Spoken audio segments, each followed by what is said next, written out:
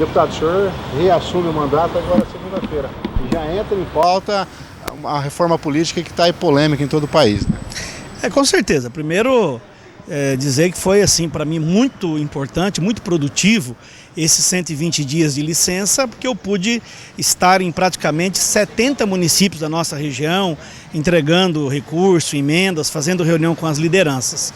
E é um privilégio poder agora voltar na segunda-feira, dia 7, a assumir o nosso mandato lá na Câmara e continuar os trabalhos ali, uma vez que eu faço parte sou membro da Comissão Permanente de Constituição e Justiça e da Comissão de Finanças e Tributação.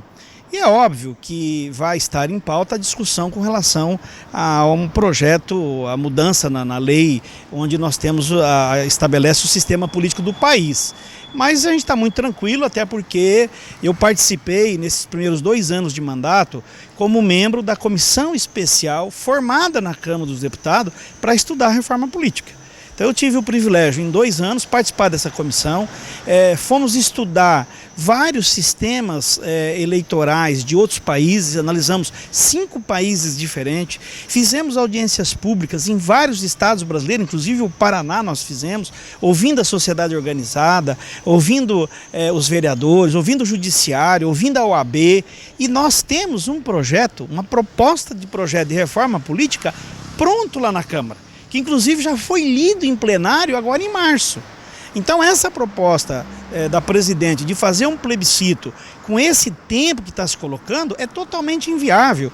Hoje os tribunais regionais estão trabalhando no novo cadastramento dos eleitores. Então nós entendemos que não é oportuno você fazer um plebiscito com esta urgência, dado a relevância e complexidade do assunto.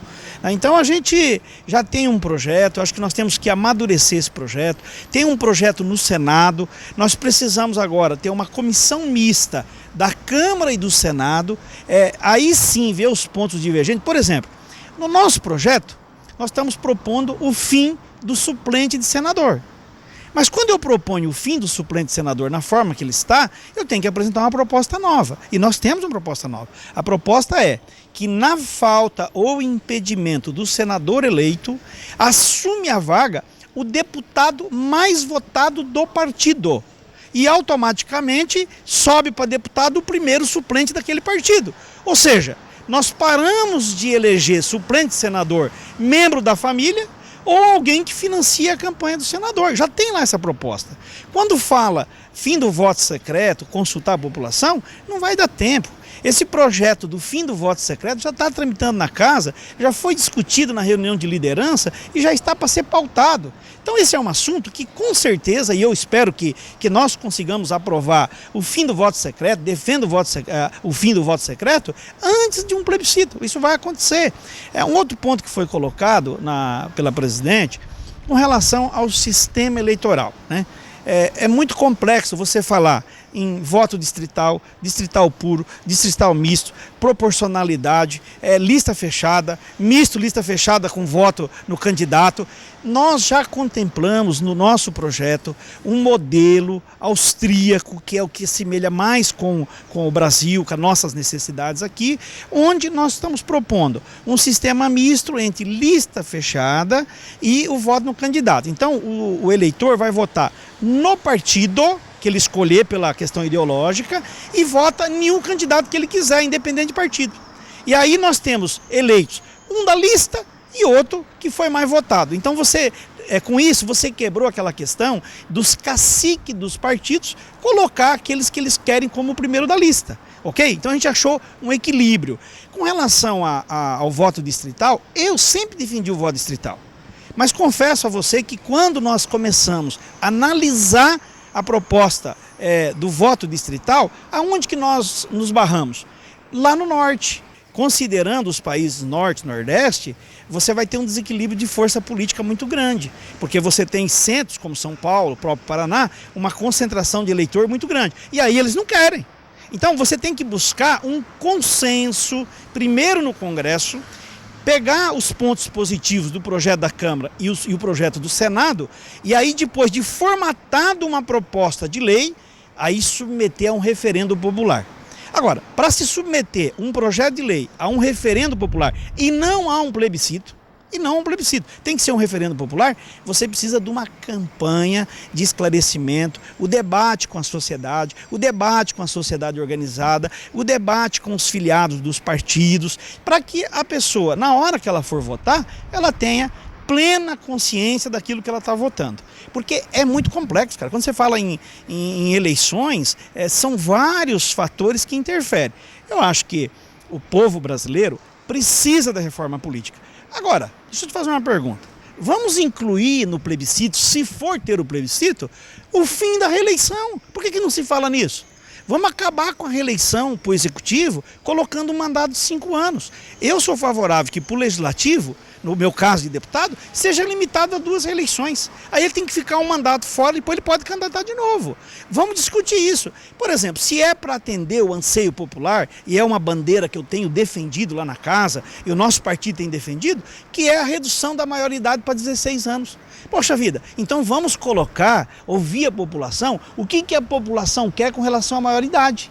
E vamos respeitar a vontade popular, porque eu tenho certeza absoluta que vai dar 90% favorável à redução da pena de 16 anos.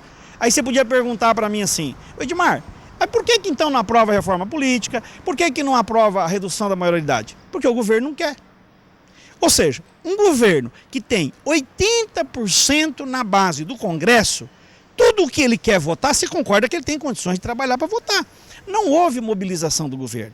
E quero te dizer o seguinte, o relator da nossa comissão especial, que foi quem fez o relatório da comissão e apresentou e leu em plenário, é o Henrique, que é do PT, que é do Rio Grande do Sul. Ou seja, o governo tem em mãos um projeto elaborado com os parlamentares, em conjunto com a sociedade, né?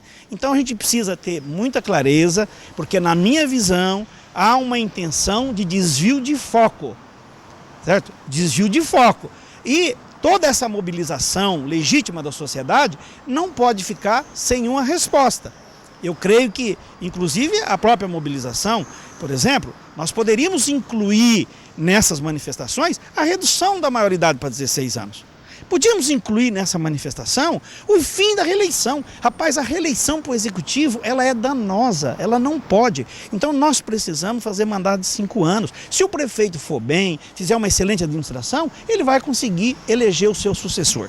Agora, não dá para ser 8 anos, nós precisamos fazer com 5 anos. Então assim, a população precisa ficar muito atenta, né? Nós precisamos, hoje as informações estão aí abertas, tem facilidade de informação, para a gente não atropelar e comprometer a continuidade da democracia, a continuidade do país. Porque olha, se você simplesmente fizer um plebiscito, onde você muda um sistema que a população vai votar no partido, os pequenos partidos vão acabar. Você imagina se tivesse hoje a votação num partido, quais são os partidos que têm tempo de televisão, que têm recurso, que está no governo? PT, PSDB e PMDB.